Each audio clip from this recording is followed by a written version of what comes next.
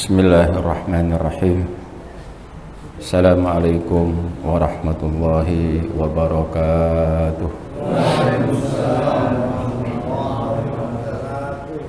Innal hamdalillah nahmaduhu wa nasta'inuhu wa nastaghfiruh wa na'udzu billahi min shururi anfusina wa min sayyiati a'malina. May yahdihillahu fala mudilla lahu وَمَن يُضْلِلْ فَلَا هَادِيَ لَهُ أَشْهَدُ أَن لَّا إِلَٰهَ إِلَّا اللَّهُ وَحْدَهُ لَا شَرِيكَ لَهُ وَأَنَّ مُحَمَّدًا عَبْدُهُ وَرَسُولُهُ لَا نَبِيَّ وَلَا رَسُولَ بَعْدَهُ أَمَّا بَعْدُ أُوصِيكُمْ وَإِيَّايَ نَفْسِي بِتَقْوَى اللَّهِ فَقَدْ فَازَ الْمُتَّقُونَ. Jamaah rahimakumullah. Alhamdulillah, pada malam hari ini dengan izin Allah Subhanahu wa taala kita dapat menunaikan salat maghrib berjamaah sekaligus hadir di majelis ilmu yang mulia. Semoga rangkaian ibadah kita diterima oleh Allah Subhanahu wa taala.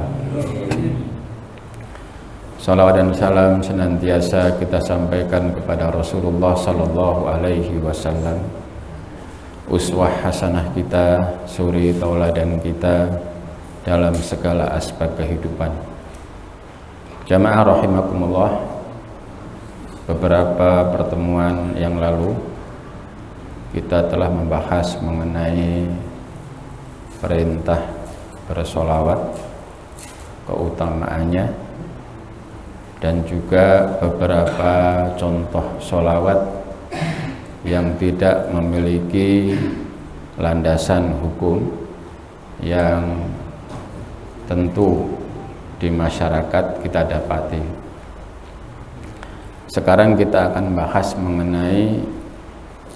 mengenal al-firqah an-najiyah, mengenal golongan yang selamat. Tentu kita semuanya menginginkan dan mendambakan menjadi salah satu dari golongan yang selamat. Tema ini dilatar belakangi oleh sabda Rasulullah Shallallahu Alaihi Wasallam, di mana sabda Rasulullah ini derajatnya sahih. Rawahu al-Imam Ahmad. Bunyinya, la taftarikunna ummati ala 73 firqatan fawahidatan fil jannah wa sintaini wa sab'ina finnar. Sungguh umatku akan berpecah belah menjadi 73 golongan. Satu masuk surga, yang 72 golongan masuk neraka. Hadis ini sahih, tetapi harus difahami dengan benar dan komprehensif, supaya tidak ada orang atau kelompok yang mengaku kamilah yang satu kelompok itu, yang lain di luar kami bukan kelompok yang dijamin masuk surga. Ya. Jadi dalam memahami hadis ini sahih, tidak boleh ditolak. Cuma kita harus memahami secara benar, menyeluruh dan komprehensif. Ya. Dalam hadis tersebut Rasulullah jelas bersabda bahwa umat Islam akan terpecah belah menjadi 73 golongan. Apakah 73 golongan itu sekarang real sudah ada? Ya. Karena ini kan berita yang akan datang yang disampaikan oleh Rasulullah pada waktu Rasulullah masih hidup. Itu kan salah satu khususiyah atau keistimewaan Rasulullah ya, bisa memberitakan hal-hal yang berkaitan dengan fenomena yang akan datang ya. Tetapi terbatas Pak ya, terbatas. Contoh di antara tanda hari kiamat ini dan ini, ya kan Pak ya. Oh sudah terbukti satu demi satu gitu ya. Itu adalah khususiyah, keistimewaan, kekhususan yang diberikan oleh Allah kepada Nabi Muhammad, bisa memberitahu atas izin Allah fenomena atau realita yang akan terjadi pada masa yang akan datang ya. Termasuk ini ya, sungguh umatku nanti akan berpecah belah menjadi 73 golongan. Nah, apa yang disabdakan oleh Rasulullah ini, apakah sekarang real sudah ada? Tentu memerlukan riset ya, penelitian yang ya jeli gitu ya, yang komprehensif, yang menyeluruh. Tetapi di dalam kitab Talbisul Iblis, godaan iblis, atau ya apa, perangkap iblis, perangkap setan, yang dikarang oleh Ibnu Qudamah, itu di sana ada tulisannya gitu ya, ada bab khusus tentang sudah terjadinya sabda Nabi itu ya, gitu. Ada sekian kan sampai 73 golongan gitu ya. Ya. Nah, yang penting adalah penjelasan Nabi sesudah itu. Satu masuk surga, yang 72 golongan masuk neraka. Satu masuk surga itu bisa saja masuk surga tanpa hisab, bisa juga masuk surga dengan hisaban yasiro, dengan hisab yang mudah ya, dengan hisab yang gampang gitu ya. Sementara 72 golongan yang disebutkan akan masuk neraka itu juga bukan selama-lamanya, karena tidak ada kalimat kholidina fiha abada ya, tidak ada kalimat mereka kekal di dalam neraka selama-lamanya, karena jelas yang kekal di dalam neraka selama-lamanya itu adalah innalladzina kafaru min ahlil kitabi wal musyrikina fi nari jahannam khalidina fiha ulaika hum syarrul bariyah. Itu jelas, sesungguhnya orang-orang kafir baik dari kalangan ahli kitab maupun orang-orang musyrik, mereka berada di dalam neraka, mereka kekal di dalamnya ya. Mereka itulah seburuk-buruk makhluk Allah. Jadi jelas ya. Sementara umat Nabi Muhammad yang disebutkan 72 tadi, nggak ada kata mereka kekal di dalam neraka, enggak. Artinya apa? Mereka bisa saja masuk neraka disebabkan oleh dosanya, tetapi bisa dientas dari neraka dan masuk surga karena sebesar biji sawi dari keimanannya, dan juga karena syafaat dari Nabi Shallallahu Alaihi Wasallam. Sebagaimana ya sabda Rasulullah, nanti Allah itu akan menginstruksikan kepada para malaikat penjaga neraka, akhriju minan nari man kana fi qalbihi misqala dzarratin minal iman. Keluarkanlah ya, entaskanlah dari neraka, orang-orang yang di dalam hatinya ada sebesar biji sawi dari keimanan. Kita ada nggak Pak sebesar biji sawi? Biji sawi pasti ada. Pasti ada. Karena la ilaha illallah itu sendiri merupakan miftahul jannah, ya kan gitu, merupakan kunci pembuka surga. Tapi kunci itu syaratnya harus ada giginya, betul nggak Pak? Kalau kunci nggak ada giginya bisa buka nggak? Nggak bisa. Dibuka ceklek-ceklek tapi nggak bisa buka-buka. Nah, kalau pakai kunci yang sekarang, pakai remote, tetap ada sinyal-sinyalnya kan gitu Pak ya. Ya. Kunci masjid juga bisa pakai remote kan gitu Pak, atau pakai sidik jari. Ya sidik jari yang direkam itulah yang merupakan giginya. Kalau sidik jari kita belum direkam kan gitu, dikunci otomatis ya ditempel berkali-kali juga nggak akan kebuka. Artinya apa? La ilaha illallah itu menunjukkan yang bersangkutan telah menjadi muslim. Kan bunyal islamu ala khamsin, Islam itu dibangun di atas 5 perkara. Kebetulan aja Pak sama dengan Pancasila. tapi nggak boleh Pak diterjemahkan ya, bunyal islamu ala khamsin gitu ya. Islam dibangun di atas 5 sila, nggak boleh gitu ya.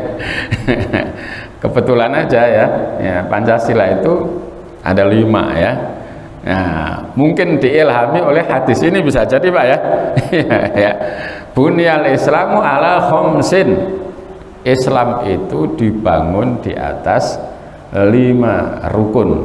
Nah, bisa jadi hadis ini mengilhami para pencetus dasar negara kita, kemudian disebut Pancasila gitu. Syahadatu alla ilaha illallah wa anna muhammadar rasulullah wa iqamis shalah wa ita'iz zakah. Kemudian ada hadis yang menyebutkan haji dulu baru puasa, ada yang menyebutkan puasa dulu baru haji, ya gitu. Penyebutan itu tidak ada masalah Pak ya, gitu ya. Disebut haji dulu baru puasa ya nggak apa-apa, tapi yang jelas kalau orang haji kan mesti puasa dulu, betul nggak? Ya, haji kok nggak sholat? Haji nggak puasa gimana? Pasti sholat, ada uang. Kalau haji pasti ada uang, pasti zakat, ya, gitu ya. Ya. Jadi itu dasarnya, ya. Maka ketika seseorang mengucapkan la ilaha illallah, ya, mendirikan sholat, ya, apa kata Rasulullah? Asamu minni dima'ahum wa amwalahum illa bihaqqil Islam. Terlindungi darah mereka, tidak boleh dibunuh, ditumpahkan. Terlindungi harta benda mereka, tidak boleh dijarah. Kemarin banyak yang jarah nggak Pak? Ada yang ngambil jam tangan, ya, harganya 11, sekian miliar. Coba Pak, kalau kayak kita ini kayaknya nggak masuk di akal Pak ya. Masuk jam aja harganya 11,7 miliar. Mungkin kita ini beli jam 1,5 juta mungkin sudah bagus ya Pak ya. Ini jam sampai harganya 11,7 miliar. Yang jarah mungkin nggak bisa mengoperasikan kali Pak ya. Akhirnya kata ibunya balikin aja. Nggak boleh Pak dijarah ya. Walaupun tuh anggota DPR ngomongnya ngaco, nggak boleh dijarah gitu. Nah, kenapa? Mereka muslim kan gitu Pak ya. Nah, asamu minni dima'ahum wa amwalahum illa bihaqqil Islam. Terlindungi nyawa mereka, terlindungi harta benda mereka kecuali dengan hak Islam. Hak Islam itu maksudnya apa? Ya kalau membunuh ya dikisos, itu namanya hak Islam gitu. Kalau nggak mau bayar zakat, dikasih penjelasan bahwa Anda sudah kaya, sudah wajib zakat. Nggak bisa menghitung, mari kita bantu untuk menghitung zakat. Itu namanya hak Islam. Ya. Apalagi kemarin ada yang meninggal kan Pak ya. Ada yang terbakar di gedung DPRD mana itu ya. Ya Allah, itu nggak boleh Pak ya. Itu menghilangkan nyawa orang yang sudah bersyahadat. Andaikan mereka bukan orang Islam pun tidak ada alasan untuk menghilangkan nyawa tanpa dasar hukum Islam yang benar. Dasar hukum Islam benar ya kalau perang, ya Pak ya. Kalau perang ya pasti Pak. Kalau nggak melukai ya dilukai kan gitu Pak ya. Kalau nggak membunuh ya terbunuh. Ya. Tapi kalau nggak ada perang fisik, nggak boleh Pak. Walaupun orang non Muslim kemudian dihilangkan nyawanya, dijarah hartanya. Ya, mudah-mudahan nggak terjadi lagi Pak ya. Ya, mudah-mudahan negeri kita menjadi negeri yang aman. Nah, jadi kita pasti ada iman di dalam hati, gitu ya. Karena apa? Begitu orang mengucapkan La ilaha illallah Muhammadur Rasulullah, mendirikan sholat, kata Rasulullah, dilindungi nyawa mereka, dilindungi pula harta benda mereka. Nah, jadi nanti Allah akan menginstruksikan kepada para malaikat penjaga neraka itu, keluarkan, entaslah orang-orang dari neraka yang di dalam hatinya ada sebesar biji sawi dari keimanan. Siapa itu? Itu adalah umat Nabi Muhammad yang mungkin saja melakukan apa? Dosa besar. Bisa jadi. Ada nggak Pak kemungkinan umat Nabi Muhammad melakukan dosa besar? Ada ya gitu Pak. Islam korupsi dosa besar nggak Pak? Dosa besar. Bahasa kasarnya kan maling, betul Pak ya? Bahasa Qur'annya pencuri, bahasa kerennya korupsi. Coba Pak, kalau koruptor dibilang maling, pasti ya ada efek psikisnya, ya Pak ya. Paling enggak mereka malu berkali-kali, berlipat ganda merasa malunya. Tapi giliran dibilang koruptor, masih cengar-cengir di depan media, betul nggak Pak? Udah gitu yang pengen jadi pengacara banyak Pak, karena honornya besar. Coba maling sendal di masjid ketangkap, digebukin habis babak belur. Padahal sendal kalau dijual paling laku 10.000, 20.000. Dia nyuri sendal untuk apa? Beli rokok kadang-kadang. Ya. Jadi bahasa agama itu Pak sekarang mulai diperhalus.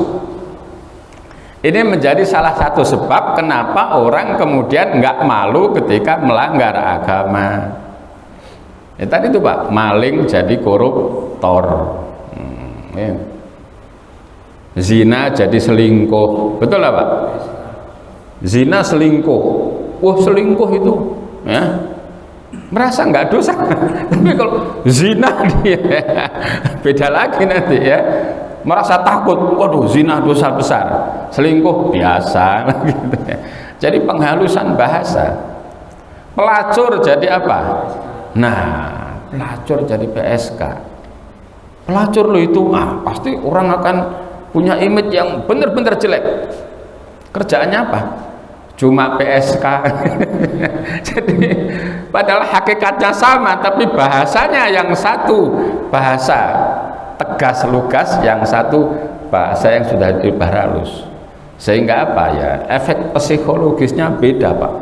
Rasa malunya bagi yang bersangkutan berbeda. Nah, padahal kalau Quran itu bahasanya tegas, azani wazaniyatu fajlidu kulla wahidim minhuma berapa? Mi'ata jaldah. Ya. Pezina laki dan perempuan kalau belum nikah, dijal itu cambuk. Cambuk masing-masing ya 100 kali cambukan. Gitu ya. Kalau kemudian pezina laki dan perempuan diterjemahkan PSK laki dan ya nggak kena kan gitu. PSK biasanya kan perempuan gitu ya. Laki-lakinya bebas dari tuntutan hukum gitu ya. Kalau Quran jelas pezina laki-laki dan perempuan kalau belum nikah cambuk ya 100 kali cambukan. Kalau udah nikah dirajam gitu ya. Karena sudah nikah kok zina, kelewatan itu Pak, makanya dirajam. Baik yang sudah nikah itu statusnya janda sama duda, tetap aja. Pokoknya kalau sudah menikah itu hukumnya sama, gitu ya. Ya. Jadi kita kembali ke hadis tadi, ya.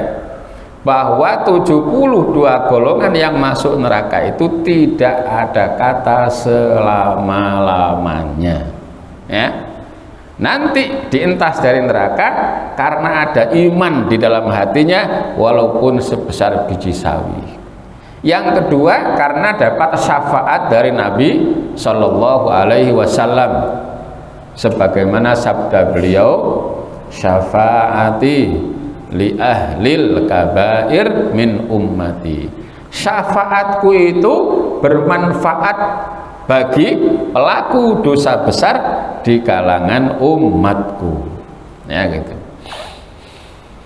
Jadi semua umat Nabi Muhammad ya nanti akan masuk surga. Tentu prosesnya berbeda-beda satu dengan yang lain sesuai dengan tingkatan keimanan dan amal solehnya. Nah, jamaah rahimakumullah, sekarang kita akan mencoba membahas satu masuk surga gitu ya. Ketika Nabi bersabda itu para sahabat juga bertanya Pak. Ketika kita mendengarkan hadis ini pasti juga kita bertanya. Maka para sahabat kemudian mengajukan pertanyaan, ya qila man hum ya Rasulullah. Ya Rasulullah, yang satu masuk surga tanpa hisab atau dengan hisab yang mudah itu siapa? Gitu ya. Qala Rasul menjawab al jamaah. Mereka itu adalah al jamaah. Dari hadis ini Pak, kemudian muncul sekelompok yang mengklaim kamilah yang disebutkan dalam hadis itu. Gitu ya. Sehingga dulu muncul Pak ya, ada Islam jamaah, betul Pak? Tahun berapa itu? Tahun 80-an mungkin ya. Ada Islam jamaah. Pencetusnya Nur Hasan Ubaidah Lubis. Lubis itu bukan marga, tapi kepanjangan luar biasa. Jadi kalau ada orang namanya Lubis di belakang tanya, Pak, Lubis ini marga apa kepanjangan? Oh ini kepanjangan, apa kepanjangannya? Luar biasa.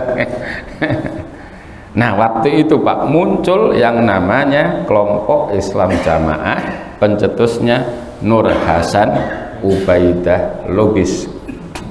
Konon belajar di Arab Saudi selama beberapa tahun.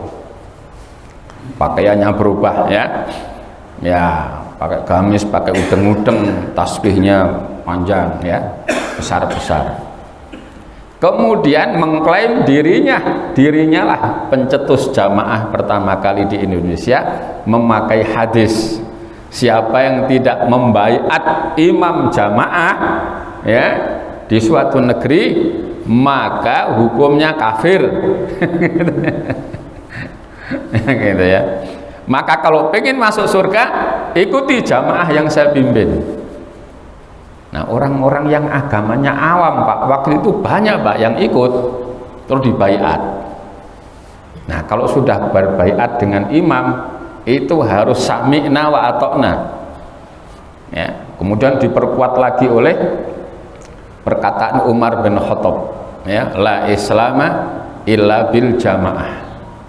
Islam itu enggak akan sempurna tanpa jamaah. Nah itulah jamaah ini yang saya dirikan ini.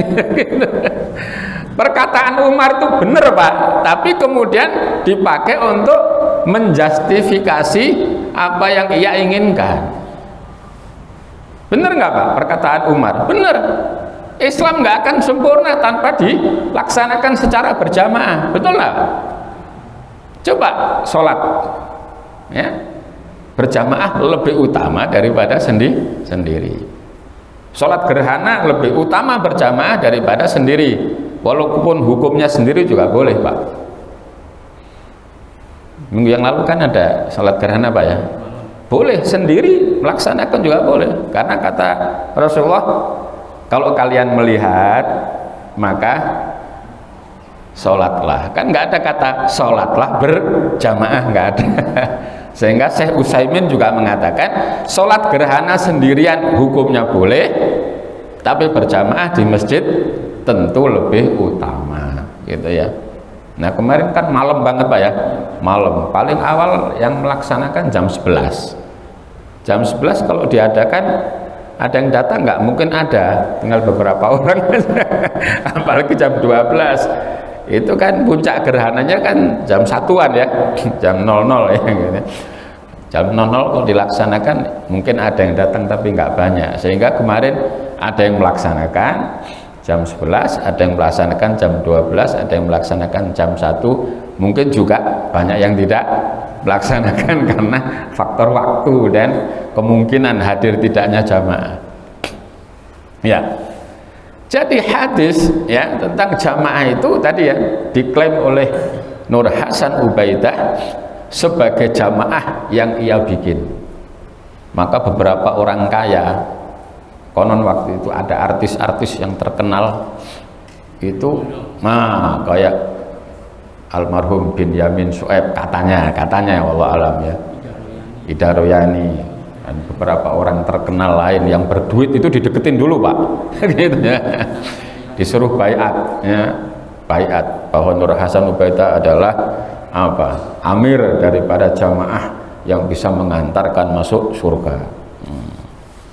Ya, kalau sudah baiat itu Pak ya, apa yang diinginkan oleh pemimpinnya, baik dia suka atau enggak suka, harus ditaati. Sebagai wujud dari taat kepada imam sama dengan taat kepada Nabi, sama dengan taat kepada Allah. Udah ngaco lagi. Jadi kalau imamnya lihat jamaahnya punya mercy, itu mercy boleh itu untuk saya, dikasih Pak mercy. Ya, sampai seperti itu ya. Maka Islam jamaah kemudian oleh Majelis Ulama Indonesia dinyatakan sebagai faham dan aliran sesat ya, gitu ya, dilarang di Indonesia, tapi berubah nama jadi Darul Hadis, berubah nama lagi sampai sekarang menjadi LDII, Lembaga Dakwah Islamiyah Indonesia. Beda dengan Pak, DDI Pak ya. Kalau DDI itu enggak, DDI kan yang di Keramat itu Pak ya, Dewan Dakwah. DDI itu Dewan Dakwah Indonesia. Kalau ini LDII, Lembaga Dakwah Islamiyah Indonesia, sekarang masih eksis malahan ya, bahkan banyak di beberapa tempat, mungkin sampai tingkat kecamatan itu ada masjidnya ya. Tapi masjidnya itu eksklusif Pak, nggak semua bisa sholat di situ. Kalau ada orang lain yang bukan kelompoknya sholat di situ, mungkin dipel habis itu karena dianggap di luar kelompoknya najis. Dan masjidnya eksklusif betul, tertutup betul ya. Nah sekarang malah eksis Pak, karena apa? Karena dirawat oleh salah satu partai politik supaya nanti kalau pemilu suaranya nggak kemana-mana. Kan lumayan Pak, kalau ada 2 juta aja pesertanya, suara 2 juta kan banyak Pak. Makanya kalau politik itu sudah nggak peduli Pak, yang penting suara Anda untuk saya, untuk partai saya ya, siapapun Anda silahkan. Betul nggak Pak begitu? Kalau politik seperti itu. Nah jadi ya, jamaah rahimakumullah, yang disebutkan oleh Rasulullah ya, bahwa kelompok ya, satu kelompok yang masuk surga adalah al-jamaah, Itu maksudnya apa? Maksudnya yang pertama adalah as-sawadul a'zam. As-sawadul a'zam itu kelompok mayoritas di antara umat Islam yang mengikuti syariat agama dengan benar. Nah itu Pak.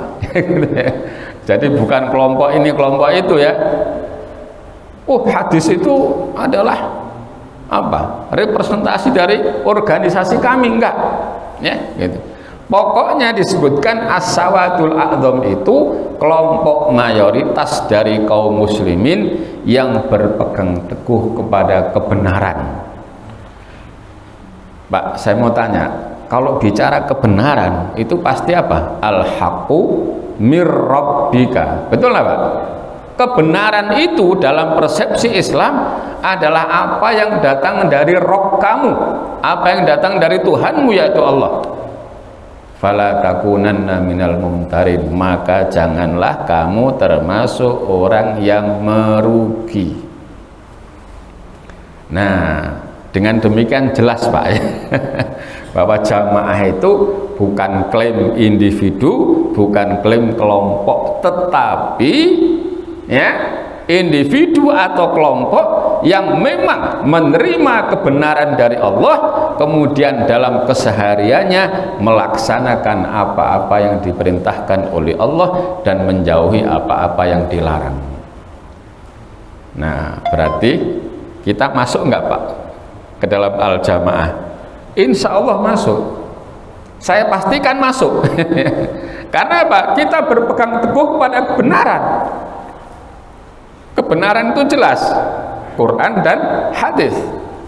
Kita dalam keseharian juga melaksanakan ibadah sebagaimana yang diperintahkan oleh Rasulullah. Kalau tidak ada halangan, ya kita berjamaah, ya kan? Kita mencari nafkah, kita hidup di atas rel kebenaran, ya. Maka bisa dipastikan kita termasuk al-jamaah. Adapun di antara kita kualitas imannya pasti satu sama lain ada bedanya. Betul lah Pak? Ada bedanya Pak ya. Nah, ya karena memang di dalam Islam itu nggak ada semuanya satu tingkatan, nggak ada Pak ya. Pasti ya satu bisa lebih unggul daripada yang lain. Contoh Pak, apakah semua orang bisa melaksanakan rukun Islam? Kan enggak Pak ya. Ada yang bisa melaksanakan rukun Islam lima-limanya ya. Syahadat jelas, sholat bisa, puasa bisa. Nah, karena dia berkemampuan, bisa zakat, bisa haji. Mungkin Allah belum berikan kemampuan sehingga rukun Islam yang sekarang ini bisa dikerjakan, syahadat, sholat, puasa. Betul nggak Pak? Beda nggak? Tentu beda. Tetapi kita kembalikan kepada ayat Allah, la yukallifullahu nafsan illa wus'aha. Allah tidak membebani seseorang kecuali sesuai dengan kemampuannya. Nah, jadi jamaah rahimakumullah, tidak perlu khawatir, kita ini masuk ke 72 kelompok, enggak. Kita masuk ke tadi ya, satu masuk surga, cuma hisab kita nanti pasti masing-masing beda. Betul nggak Pak? Ada yang hisabnya lama banget karena yang dihitung oleh Allah banyak. Ya, si A kok lama banget, kenapa? Lah rumah saya 18. Gitu ya. Karena katanya ada anggota DPR yang rumahnya 18 Pak ya. Gitu ya. Mobilnya puluhan unit, mobilnya puluhan unit. Loh, pantas saja ditanyanya lama, betul Pak ya? Kok kamu ditanyanya sebentar banget? Apa yang ditanyain? Rumah cuma satu, mobil nggak punya, motor satu, butut nggak ditanyain itu. Nah, pertanyaannya tentu beda-beda gitu ya. Ya, tetapi begini Pak, apakah yang ditanya lama itu finishnya sama, belum tentu juga sama, bahkan bisa saja lebih tinggi. Ibnu Qayyim mengatakan, siapa yang dihitung oleh Allah lama, asal perhitungannya tepat gitu ya, maka dia bisa saja posisinya lebih unggul daripada yang dihitung cepat gitu Pak ya. Contoh, rumahnya 18 tapi zakatnya dikeluarkan semua. Nah, perilakunya benar, semua dizakati. Oh, pantas pertanyaannya lama tapi nilainya juga tinggi. Bisa jadi begitu Pak ya. Nah, jamaah rahimakumullah ya, kesimpulannya kita insya Allah masuk dalam kategori al jamaah ya. Tapi nggak usah baiat-baiatan di Pak Haji Anwari di baiat, tapi kalau masuk struktur pengurus, nah itu sudah suatu keniscayaan, betul Pak ya.